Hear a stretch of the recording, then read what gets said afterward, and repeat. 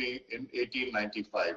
Today, with a large footprint of 68 offices in India, I'm particularly happy to share that we have begun in all earnest our work in districts and towns on a mission mode to carry forward your message to us when we called upon you and requested your presence for our 125th year celebrations.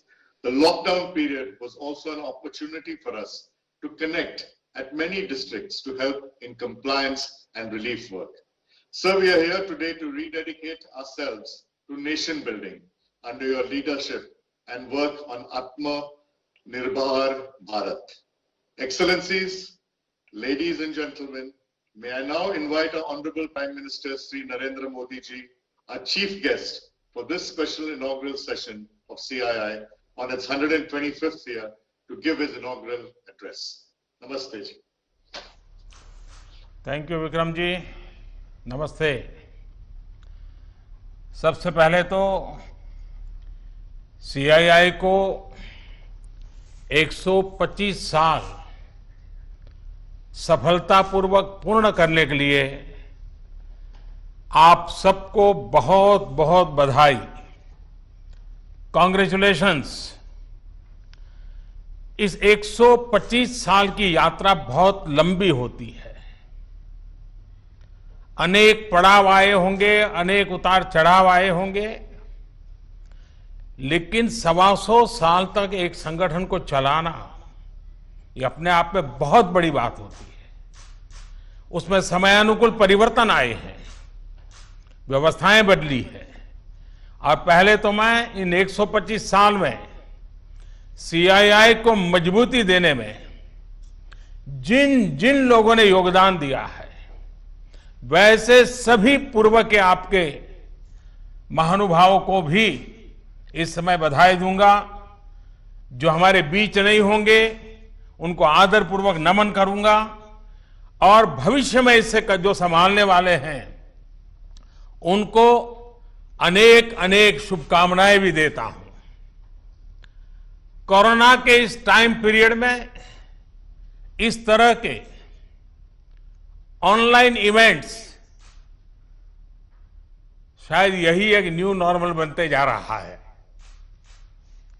लेकिन ये भी इंसान की सबसे बड़ी ताकत होती है कि वो हर मुश्किल से बाहर निकलने का रास्ता बना ही लेता है। आज भी हमें जहां एक तरफ इस वायरस से लड़ने के लिए सख्त कदम उठाने हैं, वहीं दूसरी तरफ इकोनॉमी का भी ध्यान रखना है। हमें एक तरफ देशवासियों का जीवन भी बचाना है, तो दूसरी तरफ देश की अर्थव्यवस्था को भी स्टेबलाइज करना है, स्पीड अप करना है। इस सिचुएशन में आपने गेटिंग ग्रोथ बैक, इस बात को प्राथमिकता दी है, और निश्चित तौर पर इसके लिए आप सभी भारतीय उद्योग जगत के लोग बधाई के पात्र हैं। बल्कि मैं तो गेटिंग ग्रोथ बैक से आगे बढ़कर ये भी कहूंगा कि yes we will definitely get our growth back. आप लोगों में से कुछ लोग सोच सकते हैं कि संकट की इस घड़ी में मैं इतने कॉन्फिडेंस से ये कैसे बोल सकता हूं। मेरे इस कॉन्फिडेंस के कई कारण हैं। मुझे भारत की कैपेबिलिटीज और क्राइसिस मैनेजमेंट पर बहुत भरोसा है। मुझे भारत के टैलेंट और टेक्नोलॉजी पर भरोसा है। मुझे भारत के इनोवेशन और इंटेलेक्ट पर भरोसा है।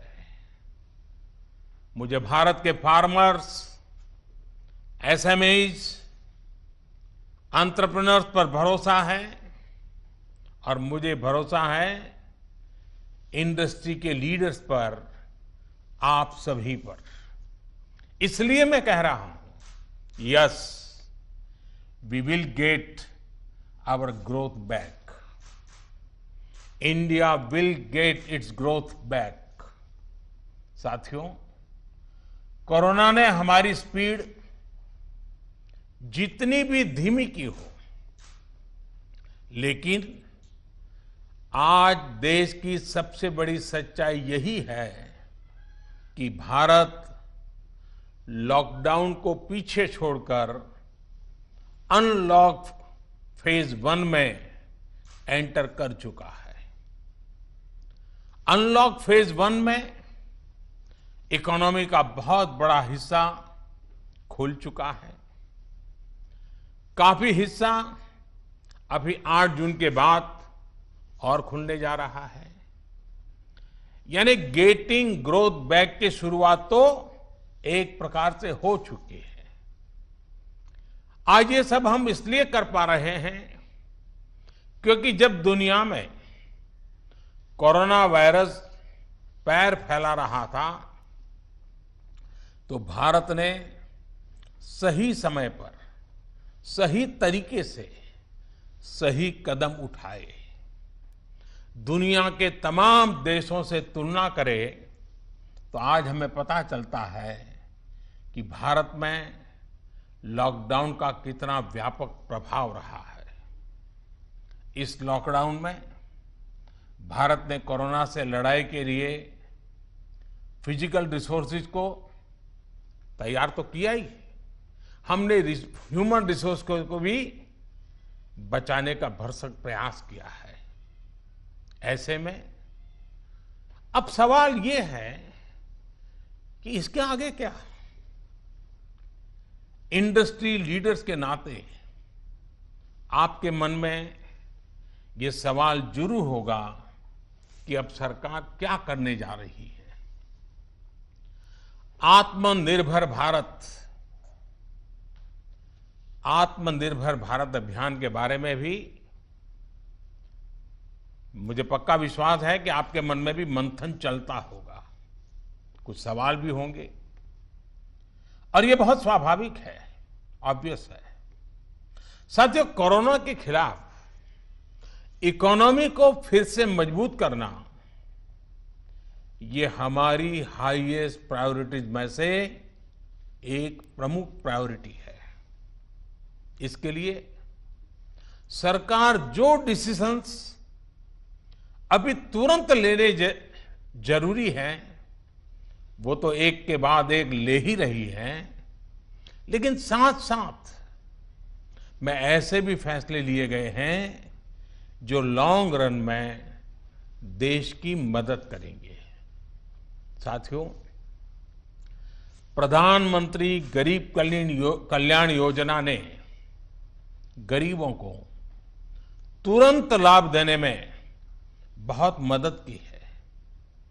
इस योजना के तहत करीब 74 करोड़ बेनिफिशियरीज, उनके घर तक राशन पहुंचाया जा चुका है।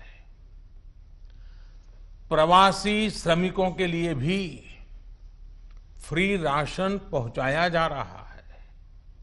इसके अलावा अभी तक गरीब परिवारों को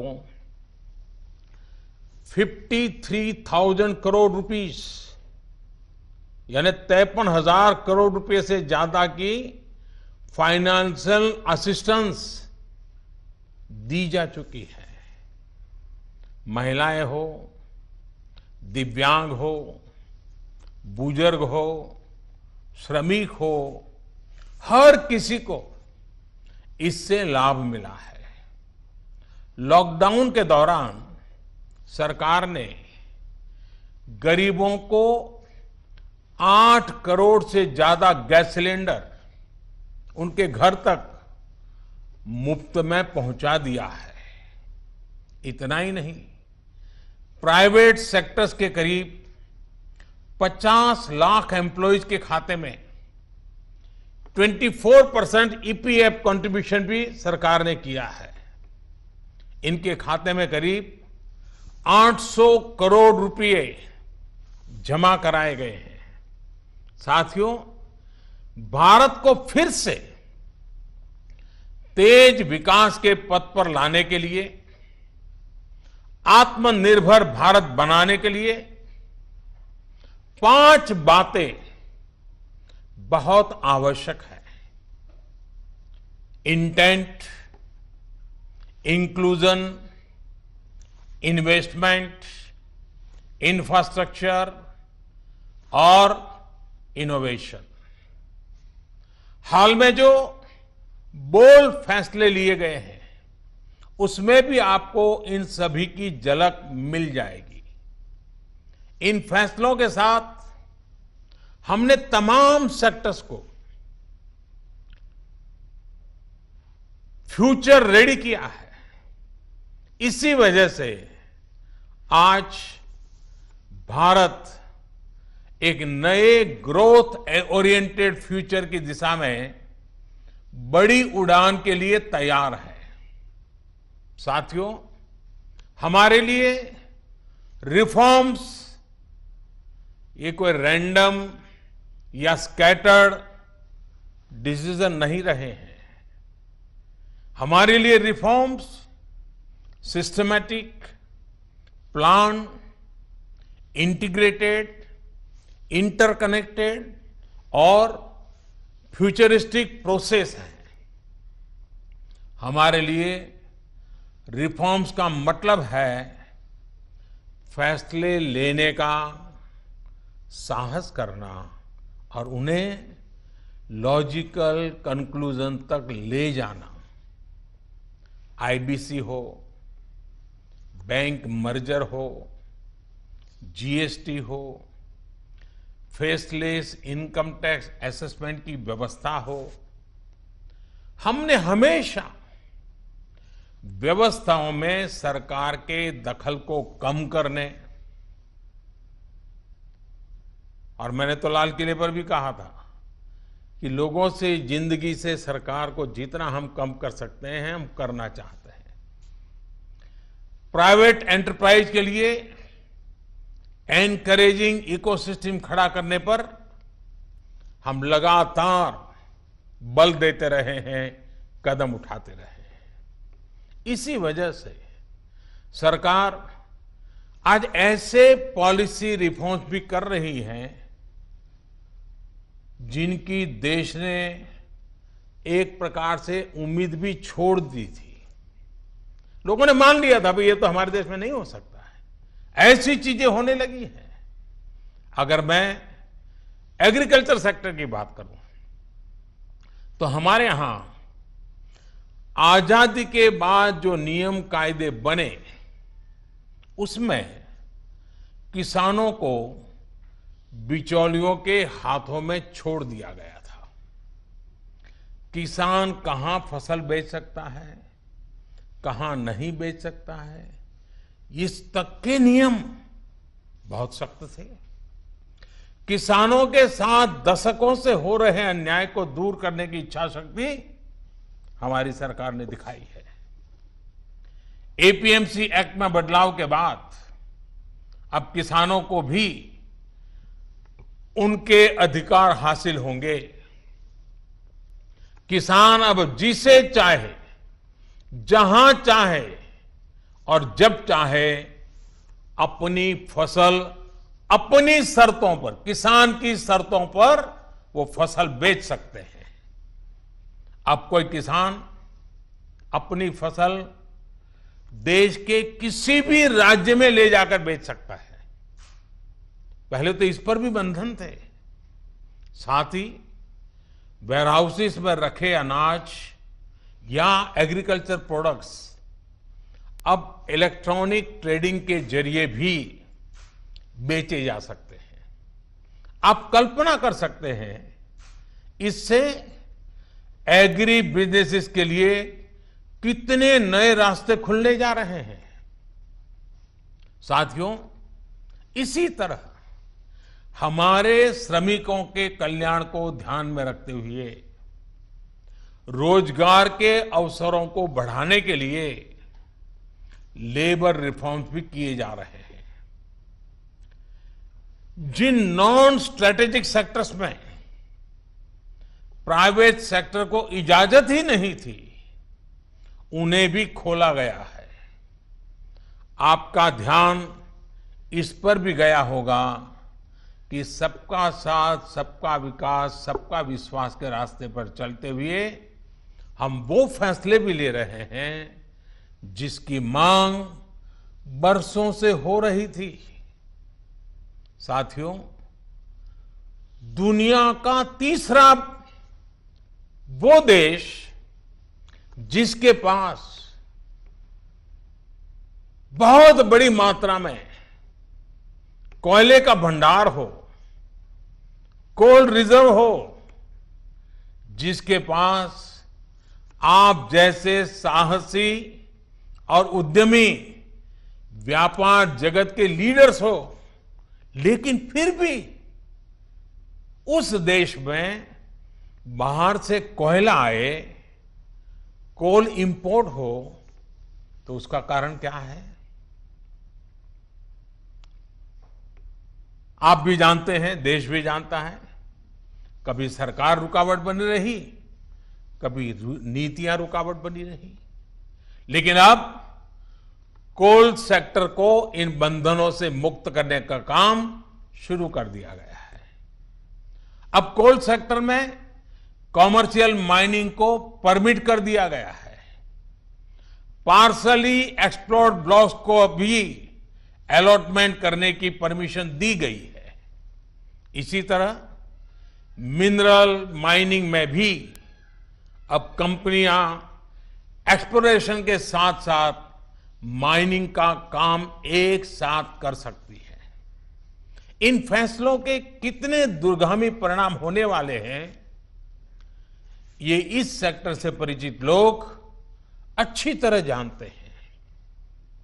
साथियों, सरकार जिस दिशा में बढ़ रही है, उससे हमारा माइनिंग सेक्टर हो, एनर्जी सेक्टर हो या रिसर्च और टेक्नोलॉजी हो, हर क्षेत्र में इंडस्ट्री को भी अवसर मिलेंगे और यूथ के लिए भी नई अपॉर्चुनिटीज खुलेगी। इस सबसे भी आगे बढ़कर अब देश के स्ट्रेटेजिक सेक्टर्स में भी प्राइवेट प्लेयर्स की भागीदारी एक रियलिटी बन रही है। आप चाहें स्पेस सेक्टर में निवेश करना चाहें, एटॉमिक एनर्जी में नई अपॉर्चुनिटीज को तलाशना चाहें, पॉसिबिलिटीज आपके लिए पूरी तरह से खुली हुई हैं। हर अवसर आपका इंतजार कर रहा है। साथियों, आप ये भली भांति जानते हैं कि एमएसएमई सेक्टर की लाखों यूनिट्स हमारे देश के लिए इकोनॉमिक इंजन की तरह हैं। इनका देश की जीडीपी में बहुत बड़ा कंट्रीब्यूशन है और ये कंट्रीब्यूशन करीब करीब 30% का है। एमएसएमईज की डेफिनेशन स्पष्ट करने की मांग लंबे समय से उद्योग जगत कर रहा था। अब वो उद्योग जगत की पूरी मार्ग भी पूरी हो चुकी है। इससे एमएसएमईज बिना किसी चिंता के ग्रो कर पाएंगे और उनको एमएसएमईज का स्टेटस बनाए रखने के लिए दूसरे रास्तों पर चलने की जरूरत नहीं रहेगी। देश के एमएसएमईज में काम करने वाले करोड़ों साथियों को लाभ हो, इसके लिए 200 करोड़ रुपए तक की सरकारी खरीद में ग्लोबल टेंडर्स को खत्म कर दिया गया है। इससे हमारे छोटे उद्योगों को ज्यादा अवसर मिलेगा। एक तरह से आत्मनिर्भर भारत पैकेज एमएसएमई सेक्टर के इंजन के लिए फ्यूल का काम करने वाला है। साथियों, ये जो फैसले हैं उनकी रिलेवेंस समझने के लिए आज की ग्लोबल सिचुएशंस को देखना और उसे समझना भी बहुत आवश्यक है। आज विश्व के तमाम देश पहले की तुलना में एक दूसरे का साथ और अधिक चाहते हैं। देशों में एक दूसरे की जरूरत और ज्यादा पैदा हुई है, लेकिन इसी के साथ ये चिंतन भी चल रहा है कि पुरानी सोच, पुरानी रीति नीति, पुरानी पॉलिसीज क्या आज कारगर होगी क्या? स्वाभाविक है कि इस समय नए सिरे से मंथन चल रहा है और ऐसे समय में भारत से दुनिया की अपेक्षा, एक्सपेक्टेशंस और बड़ी है। आज दुनिया का भारत पर विश्वास भी बढ़ा है और नई आशा का संचार भी हुआ है। आपने भी देखा है कि कोरोना के संकट में जब किसी देश के लिए दूसरे की मदद करना मुश्किल हो रहा था, हर कोई अपने को संभालने में लगा था, ऐसी संकट की घड़ी में भारत ने 150 से ज्यादा देशों को मेडिकल सप्लाई भेजकर उनके लिए मानवीय मदद का काम किया है। साथियों, world is looking for a trusted, reliable partner. Bharat में पोटेंशियल है, स्ट्रेंथ है, एबिलिटी है। आज पूरे विश्व में भारत के प्रति जो ट्रस्ट डेवलप हुआ है, उसका आप सभी को, भारत की इंडस्ट्री को पूरा फायदा उठाना चाहिए। ये आप सभी की जिम्मेदारी है, सीआईआई जैसे संगठनों की जिम्मेदारी है कि मैन्युफैक्चर्ड इन इंडिया के साथ ट्रस्ट, क्वालिटी, कॉम्पिटिटिवनेस तीनों जुड़ा हो। आप 2 कदम आगे बढ़ाएंगे, सरकार 4 कदम आगे बढ़कर आपका साथ देगी। प्रधानमंत्री के तौर पर मैं आपको भरोसा दे रहा हूं कि मैं आपके साथ खड़ा हूं। भारतीय उद्योग जगत के लिए ये राइज टू द ओकेजन की तरह है। Trust me, getting growth back इतना मुश्किल भी नहीं है। और सबसे बड़ी बात कि अब आपके पास, इंडियन इंडस्ट्रीज के पास एक क्लियर पाथ है। आत्मनिर्भर भारत का रास्ता, सेल्फ रिलायंट इंडिया का पाथ। आत्मनिर्भर भारत का मतलब है कि हम और ज्यादा स्ट्रांग होकर दुनिया को एम्ब्रेस करेंगे। आत्मनिर्भर भारत वर्ल्ड इकोनॉमी के साथ पूरी तरह इंटीग्रेटेड भी होगा और सपोर्टिव भी। लेकिन ध्यान रखिएगा, आत्मनिर्भर का मतलब ये भी नहीं है कि हम स्ट्रैटेजिक क्षेत्रों में किसी पर निर्भर रहें। हम उस स्थिति में नहीं रहना चाहते। It is about creating strong enterprise in India, enterprises that can become global forces. It is about generating employment. It is about empowering our people to come out and create solutions that can define the future of our country. हमें एक ऐसी robust local supply chain के निर्माण में invest करना है जो global supply chain में भारत की हिस्सेदारी को स्ट्रेंथन करे।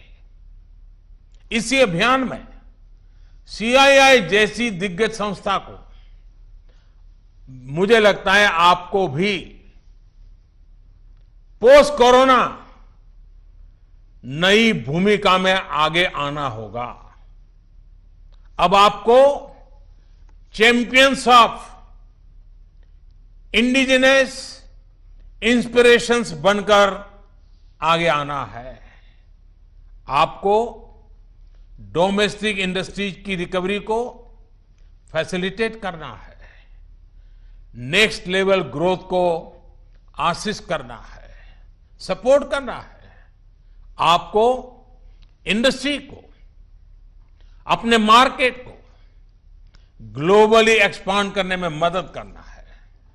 साथियों, अब जरूरत है कि देश में ऐसे प्रोडक्ट्स बने जो मेड इन इंडिया हो, मेड फॉर द वर्ल्ड हो।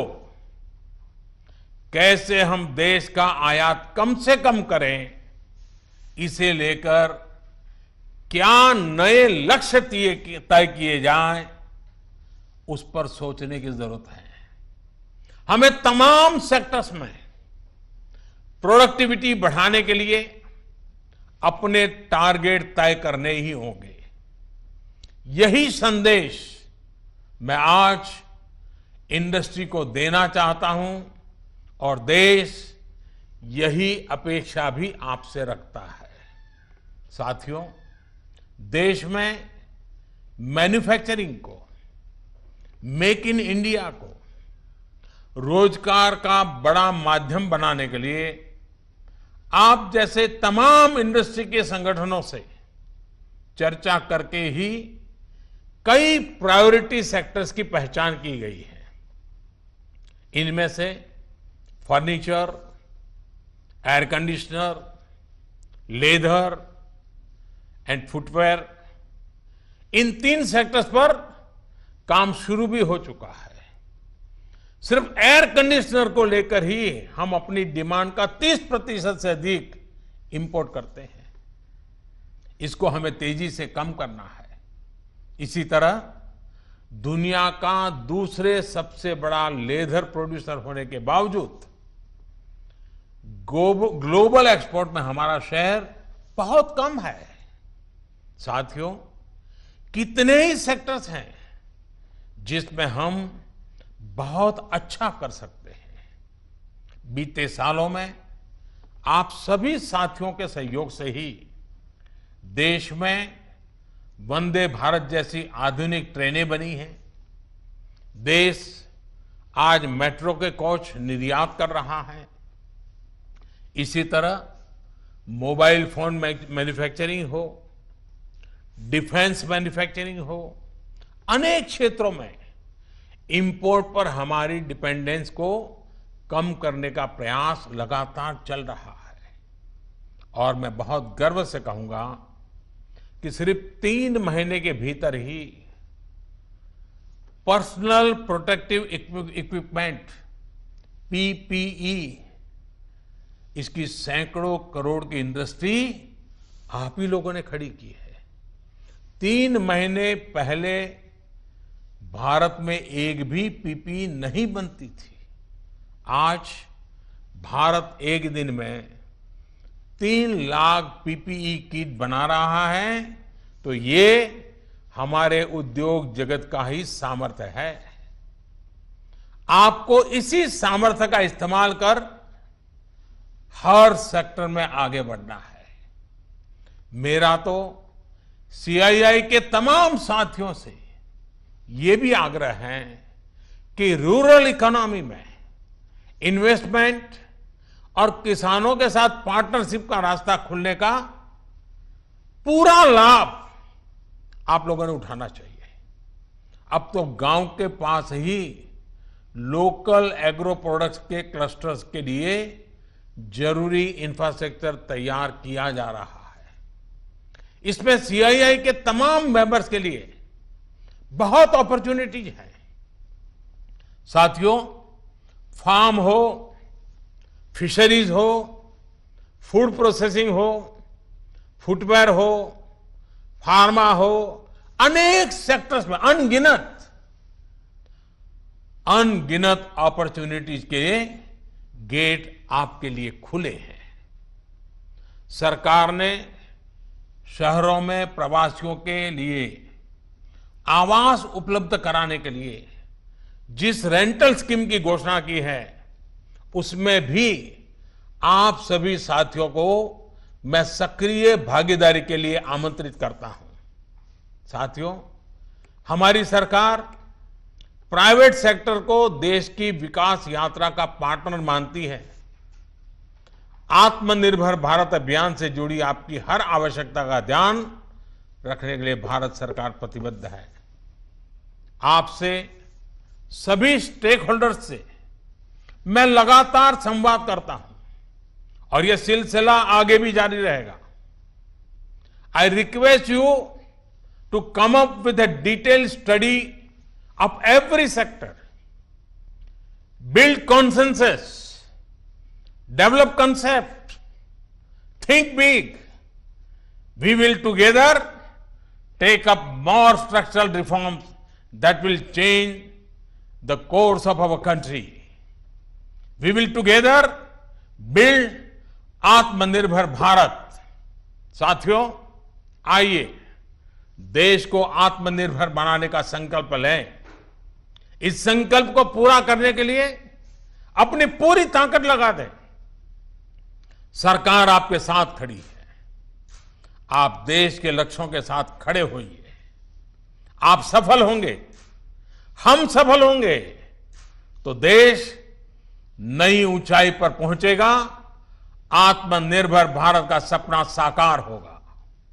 एक बार फिर सीआईआई को 125 वर्ष पूरा होने पर मेरी तरफ से बहुत बहुत शुभकामनाएं। बहुत बहुत धन्यवाद।